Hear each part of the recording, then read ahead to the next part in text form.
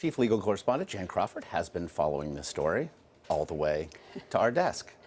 Here in New York. Welcome inside. All the way from Silicon. No, I didn't go to Silicon Valley, but at any rate. Today's meeting, a lot of belief on seemingly all sides about what it is, but as for what will transpire today, what can we expect? Well, I mean, I don't think Facebook's going to be sharing, its secret algorithms with leading conservatives. And I mean, as you've seen, there's some of the critics on both sides have said this is basically a PR stunt. But I mean, it is in both sides' interest, right? Mark Zuckerberg gets to look like he's being open and wanting to have a dialogue. And then the conservatives, like Glenn Beck, get to say, like, look, I brought Mark Zuckerberg to the table, and we're, forcing him to take these allegations of anti-conservative bias really seriously. So in many ways, I mean, this is kind of a win-win for both sides, even if it doesn't really accomplish anything. It's interesting, too. Facebook, as a private company, could theoretically do whatever it wanted, but it has now become... Well, certainly under that key principle in our Constitution called the First Amendment. Yes, the freedom of speech. Yeah. And yet, this also, I think, shows, if nothing else, that this company,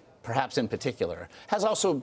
It becomes something of a public trust, that the optics now matter regardless of First Amendment. Absolutely. I mean, sure. I mean, like the United States Senate, which is opening an inquiry. Which it's the First Amendment. I mean, they can't, just like with CBS News, the New York Times, the Blaze, Drudge Report. I mean, the government can't start dictating to news sites what kind of stories they're going to put in their trending section or on their front page or in their broadcast. But it is in Facebook's interest, like you said, because they have this position of trust, to be open and transparent. They have 1.6 billion users, billion with a B. Worldwide, that is an enormous news source for a lot of people. So if they are perceived as slanting the news to the left, that's a huge swath of their users, which is their bottom line. And so they cannot afford to have this narrative out there that they're discriminating against like half of their, or whatever percentage of their users who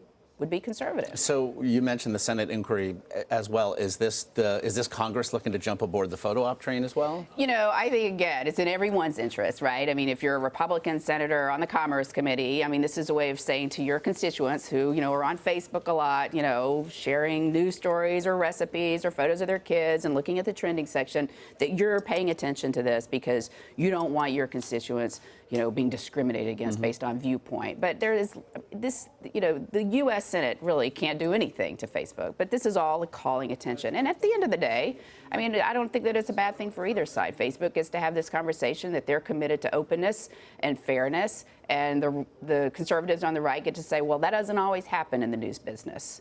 Sometimes we feel like we are discriminated against, on our viewpoint because it goes to the left too much. So, hey, get together, hold hands, sing Kumbaya, and, we'll move on to the next controversy. You mentioned that it's unlikely that Mark Zuckerberg will sit down and reveal the algorithm. Well, I would be surprised. Well, but who? Do you anticipate that this company, at the end of today, will have figured a way to let someone like Glenn Beck step to a microphone and say that he's satisfied with what he saw? Maybe not he's satisfied, because that would be too definitive, right? But it seems to me at the end of the day, Glenn Beck and the other conservatives will be able to say that, unless Mark Zuckerberg totally screws this up, that they appreciated this opportunity to express their concerns, and they feel confident that Facebook now is going to take steps to do this thanks to their hard work and diligence on behalf of their viewers and conservatives all over the world. And then they can grasp hands firmly and smile for the camera.